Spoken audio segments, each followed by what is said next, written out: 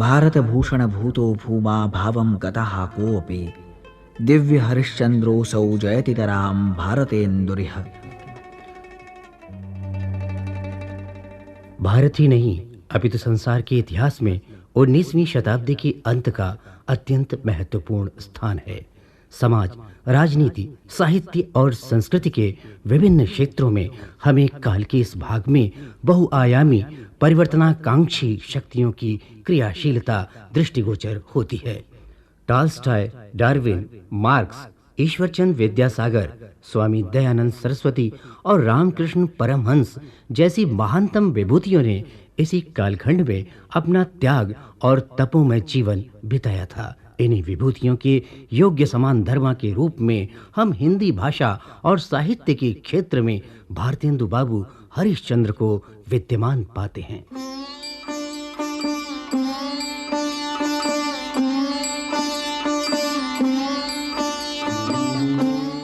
हिंदी साहित्य का यह कालखंड उचित ही इस मनीषी के नाम पर भारतेंदु युग के नाम से अभिहित किया जाता है। भारतेंदु और उनके दृढ़ संकल्प के धनी कर्मठ सहयोगियों ने भाषा, साहित्य एवं संस्कृति के विभिन्न क्षेत्रों में अत्यंत उल्लेखनीय क्रांति की। उनकी यह क्रांति 19वीं शताब्दी के नवजागरण से व्यापक रूपों में गहन स्तरों पर जुड़ी हुई है।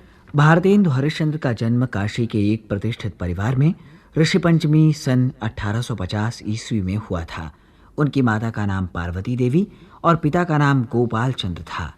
गोपाल चंद्र का काव्य नाम गिरधर दास था। 10 वर्ष की अवस्था में ही भारतेंदु जी की माता का निधन हो गया। इस घटना ने उनके संवेदनशील बाल मानस पर गहरा प्रभाव छोड़ा। भारतेंदु हरिश्चंद्र हिंदी साहित्याकाश में उल्का की भांति आए और अत्यल्प काल में ही अपनी प्रतिभा के प्रकाश से सबको चमत्कृत करके चले गए। मात्र 35 वर्ष की ही अल्पायु में 6 जनवरी 1885 को भारतेंदु जी ने इस संसार से विदा ली। भारतेंदु में जन्म से ही विलक्षण काव्य रचना प्रतिभा विद्यमान थी।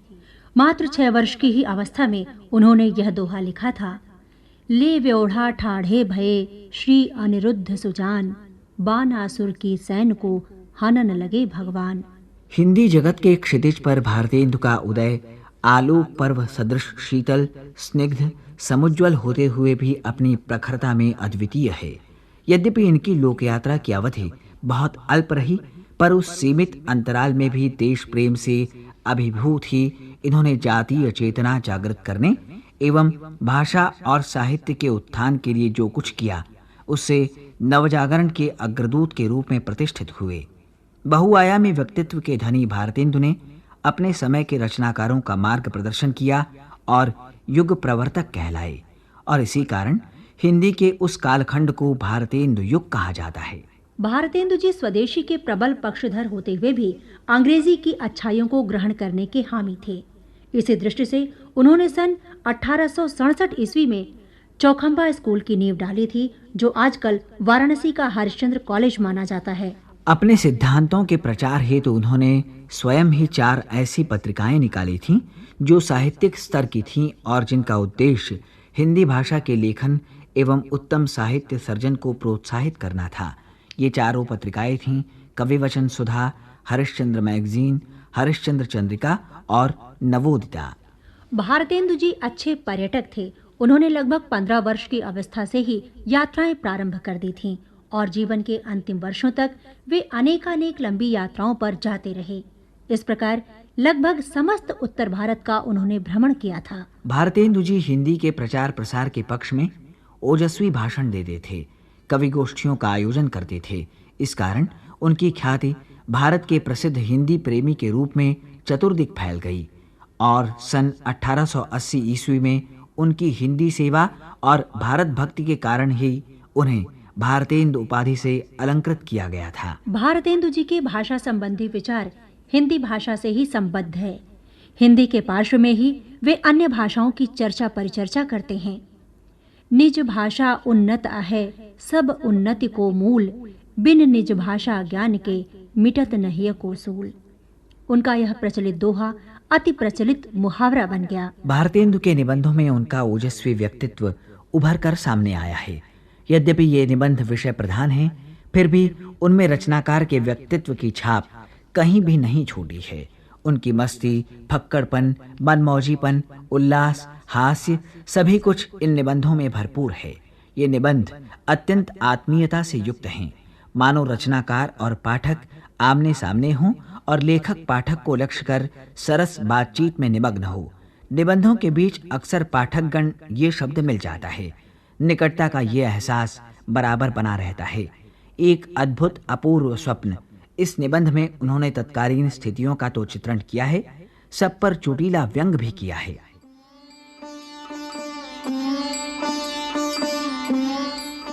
भारतेंदु नाटक रचना एवं नाट्यशास्त्र दोनों के बहुत अच्छे ज्ञाता थे। उन्होंने काशी में एक साहित्यिक रंगमंच की स्थापना एवं अपने मित्रों एवं सहयोगियों की सहायता से उच्च कोटि की नाटक मंडलियां भी बनाई थीं। उन्होंने अनेक नाटकों का प्रणयन किया। धनंजय विजय, सत्य हरिश्चंद्र, अंधेर नगरी, वैदिकी हिंसा हिंसा न भवति आदि अनेक अविस्मरणीय नाटक उन्होंने लिखे थे। उनके योगदान का स्मरण करते हुए प्रसिद्ध नाट्यकर्मी, साहित्यकार एवं कुशल चिकित्सक डॉक्टर भानुशंकर मेहता। भारतेंदु जी विलक्षण पुरुष थे। शायद वे एक नहीं अनेक व्यक्ति थे। एक तो कहा जाता है कि आधुनिक हिंदी के वो जन्मदाता थे। तो ये मतलब है कि हिंदी पहले नहीं थी ऐसा नहीं है। अमीर खुसरो और उसके भी पहले कबीर, तुलसी, सूर सब हो चुके थे, मगर हिंदी गद्य एक विशेष रूप में नहीं ढला था, मानक रूप नहीं मिला था। भारतेंदु ने उस रूप को दिया। भारतेंदु ने देखा कि हिंदी में अनेक विषय नहीं हैं, तो उन्होंने सभी विषयों पर ग्रंथ लिखने की चीज़ की, विशेष रूप से नाटक। एक बात कही जाती है कि भरत का नाट्य शास्त्र सन 30 के अंदाज सामने आया मनमोहन घोष के अनुवाद से, मगर भारतेंदु का लेख नाटक पढ़ते हुए ज्ञात होता है कि शायद उन्होंने नाट्यशास्त्र पढ़ा था। और केवल पढ़ा नहीं, उन्होंने कोशिश की कि संस्कृत के रूपक के जो विभिन्न प्रकार हैं उनके एक एक नमूने कम से कम दुनिया को दें। और अगर आप कहिए कि वो संस्कृत नाटक के पुरोधा थे या हिंदी नाटक के शुरुआत करने, ऐसा नहीं है। उन्होंने अंग्रेजी नाटक और पाश्चात्य मंच का भी अच्छा अध्ययन किया था। उनके नाटकों को देखने से स्पष्ट मालूम होता है कि वे समस्त नाटक के जानकारी रखते थे। उन्होंने हिंदी को विभिन्न प्रकार के नाटक दिए, बहुत कम जिए। अगर वो शायद दूना जीते तो बहुत कुछ दे जाते, लेकिन सिर्फ 34 वर्ष, उसमें भी अगर आप बचपन को और पहले की शुरू निकाल दिए तो कुल 13-14 वर्ष में अपार साहित्य दिया उन्होंने। और जीवन में विभिन्न जैसे कवि सम्मेलनों का आयोजन, बहुत से समारोहों का आयोजन करते थे।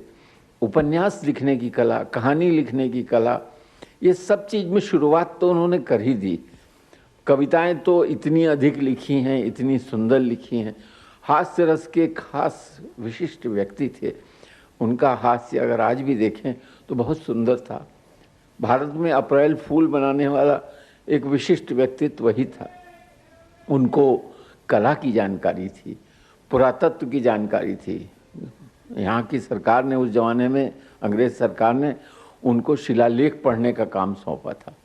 इतिहास के लेखक थे वो, बहुत से इतिहास उन्होंने लिखे हैं। और पाक कला, ऐसी चीज़ें जिसको हम लोग कभी, आज बहुत किताबें मिल रही हैं रसोई बनाने पर, मगर भारतेंदु ने उस वक़्त कृष्ण भोग लिखा। अंधेर नगरी मेरी दृष्टि से तो ब्रिटिश शासन के खिलाफ एक बिगुल है। राजभक्ति के साथ देशभक्ति, अपार देशभक्ति। वो कहते हैं कि ब्रिटिश राज में सुख बहुत है, पर धन हमारा विदेश चला जा रहा है, यही बड़ा भारी दुख है। तो पराधीनता के बड़े विरोधी थे, ज्ञान विज्ञान के विरोधी नहीं थे।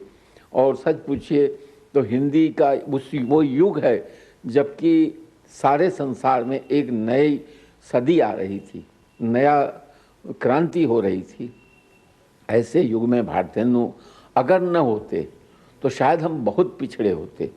उन्होंने हर क्षेत्र में, स्कूल में नहीं पढ़े, मगर स्वाध्याय इतना प्रबल था कि आज हम उनको डॉक्टरेट भी दे दें तो कम ही रहेगी। उनके कारण आज हिंदी है, हम हैं। महिलाओं के उत्थान हेतु भारतेंदु जी के योगदान पर वसंत कन्या महाविद्यालय वाराणसी की दर्शन विभाग की पूर्व प्राध्यापिका डॉक्टर शशिबाला दुबे कहती हैं, भारतेंदु जी ने समाज के विकास में शिक्षित महिलाओं के योगदान का महत्व समझा और स्त्रियों के लिए बाल बोधनी पत्रिका निकाली ताकि समाज का संतुलित विकास हो सके। उनके विचार आज भी प्रासंगिक हैं। भारतेंदु जी के बहुआयामी व्यक्तित्व पर प्रकाश डाल रहे हैं हिंदी और भोजपुरी के सुप्रसिद्ध कवि श्री चंद्रशेखर मिश्र। भारतेंदु बाबू स्वयं तो हिंदी के प्रति समर्पित थे ही, उनका एक अपना मंडल था। उस मंडल के माध्यम से हिंदी के लिए राष्ट्र प्रेम के रूप में जो कुछ उन्होंने दिया वह हिंदी साहित्य के इतिहास में सदा सदा के लिए अमर हो गया, एक दस्तावेज बन गया। हम वहीं से अपनी यात्रा आरंभ करते हैं। भारतेंदु जी का अलमस्त फक्कड़पन और उसके अनुरूप कार्य व्यवहार पर एक संस्मरण सुना रहे हैं डॉक्टर गौरी शंकर गुप्त। भारतेंदु के उदात्त व्यक्तित्व का एक प्रसंग उपस्थित है। वह महारानी विक्टोरिया का युग था। ब्रिटेन के राजकुमार भारत आए थे। उनके सम्मान में काशी में भव्य समारोह आयोजित था। 500 रुपया देने वाले को प्रिंस से हाथ मिलवाने की विशेष व्यवस्था थी। बड़े बड़े महाराजा, राजा, रईस, नवाब और विद्वान स्वागत समारोह में आमंत्रित थे। भारतेंदु जी भी आमंत्रित थे। वे स्वयं नहीं गए, किंतु उन्होंने निश्चित समय पर अपने रसोइये को शानदार पोशाक पहनाकर और 500 रुपये देकर भेज दिया। वाहन था बग्घी, जो भारतेंदु की अपनी थी। बड़े बड़ों ने बग्घी में आसीन रसोइये का एक विशिष्ट पुरुष के रूप में स्वागत किया। तदनंतर वायसराय महोदय ने सबका परिचय देते हुए प्रिंस से हाथ मिलवाने का कार्य शुरू किया। जब भारतेंदु जी के प्रतिनिधि का समय आया तो वायसराय ने अत्यंत नम्रतापूर्वक पूछा, महाराजा साहब क्षमा कीजिए, मैंने आपको पहचाना नहीं। रसोइये ने 500 रुपया आगे बढ़ाते हुए कहा, मैं महाराजा नहीं, मैं तो भारतेंदु बाबू का कुक हूँ। वायसराय बहुत झेंपे और उन्होंने चुपचाप प्रिंस से उसका हाथ मिलवा दिया। अंग्रेजी राज में अंग्रेजों की शोषण नीति पर वे करारा व्यंग करते हैं। उस शोषण पद्धति का मखौल उड़ाते हुए अपनी एक मुकरी में वे लिखते हैं, भीतर भीतर सबरस जूसे, हंसी हंसी के तन मन धन मुँह से, जाहिर बातन में अति तेज, क्यों सखी साजन नहीं अंग्रेज। भारतेंदु बाबू हरिश्चंद्र ने अपने तन, मन और धन से हिंदी की सेवा की। उन्होंने अपने नाटक, निबंध, उपन्यास, गद्य और पद्य, सरस काव्यों द्वारा हिंदी भाषा का श्रृंगार किया। वे हिंदी के सच्चे सेवक थे और हिंदी की सेवा करने वाले सभी धर्मों के लोगों का उन्होंने अत्यंत आदर सम्मान किया। भारतेंदु बाबू हरिश्चंद्र अपनी शाह खर्ची के लिए भी प्रसिद्ध थे। एक बार काशी नरेश ने उनसे कहा, बबुआ संभाल कर खर्च करो। तो उन्होंने कहा था, महाराज इस धन ने हमारे पूर्वजों को खाया है और अब मैं इसे खाऊंगा। ऐसे ही उनसे जुड़े कुछ रोचक प्रसंग सुना रहे हैं काशी हिंदू विश्वविद्यालय वाराणसी के भूगर्भ विज्ञान विभाग के प्राध्यापक एवं भारतेंदु जी के प्रपौत्र प्रोफेसर गिरीश चंद्र चौधरी। उन्होंने किसी क्रांति, किसी भी हिंसा की बात नहीं की, क्योंकि जैसा का अपने स्वयं उन्होंने लिखा है, सेवक गुनी जन के चाकर चतुर के हैं हम, कविन के मीत हित चित गुण खानी के, सीधन सो सीधे महा बांके हम बांकन सो, हरिचंद नगद दमाद अभिमानी के। चाह बे की चाह काहू की न परवाह, नेही नेह के निबाने सदा सूरत निबानी के, सर्वस रसिक के सुदास दास प्रेमिन के, सखा प्यारे कृष्ण के, गुलाम राधा रानी के। भारतेंदु के विषय में बात करते करते उनके जीवन के बड़े रोचक प्रसंग सामने आते हैं। उनमें विशेषता यह है कि वे सदा अपने प्रसंगों द्वारा कुछ न कुछ समाज को देते रहे। अपने देवनखाने में खड़े होके वो नीचे बराबर देखें और एक दफ़े रात्रि में ठंड का मौसम था, देखा कि एक भिखारी ठुठुरता हुआ एक तरह से निर्वस्त्र चला जा रहा है। झट उन्होंने उसके ऊपर अपना दुशाला फेंका कीमती और उसको उड़ा के अपने स्वयं एक प्रकार से ठंड खाने लगे और उससे कहा कि तुम हमारी विषय में कोई आशीर्वाद इत्यादि न दो, क्योंकि मेरे पास इस समय यही है। इस प्रकार वो अपने धन का कभी भी दुरुपयोग करने की बात नहीं सोचते थे। ऐसे ही एक बार वहाँ से उन्होंने देखा कि एक इत्र फरोश जा रहा है और कहता हुआ जा रहा है कि वाह वाह, इस शहर में कोई हमारा इत्र नहीं खरीद सका, कोई यहाँ का पारखी नहीं है। उन्होंने झट उसे ऊपर बुलाया और कहा कि देखें तुम्हारा इत्र, और जब इत्र लेके देखने लगे तो उसको कहा कि चुल्लू में दो, और चुल्लू में देता जाता था, वो सिर पर रखते जाते थे।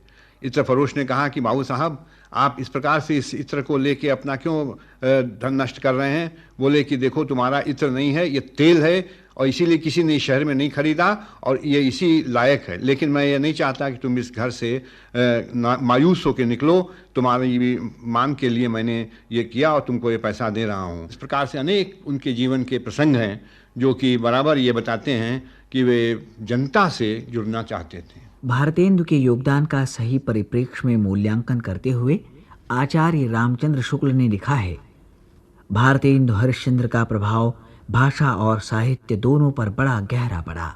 उन्होंने जिस प्रकार गद्य की भाषा को परिमार्जित करके उसे बहुत ही चलता मधुर रूप दिया, उसी प्रकार हिंदी को भी नए मार्ग पर लाकर खड़ा कर दिया। भारतेंदु का स्मरण मात्र अतीत का चिंतन न होकर वर्तमान का संवर्धन भी है। समाज संकट और संत्रास के जिस काल से गुजर रहा है, उसमें आशा के संबल रूप में ऐसे महापुरुष युग पुरुष के कार्यकलापों का चिंतन हमारे कर्तव्य बोध को समृद्ध तथा प्रखर कर सकेगा, ऐसा विश्वास है। भारत माता के अनुपम रत्न, महामनीषी और युग पुरुष भारतेंदु हरिश्चंद्र की अमर कृतियां आज भी जीवित हैं और युगों युगों तक हमारा मार्गदर्शन करती रहेंगी। श्री भारतेन्दुर समस्सेनानी सत्य संधौसौ सर्वैर्विदां वरेण्यैः संपूज्यो माननीयश्च।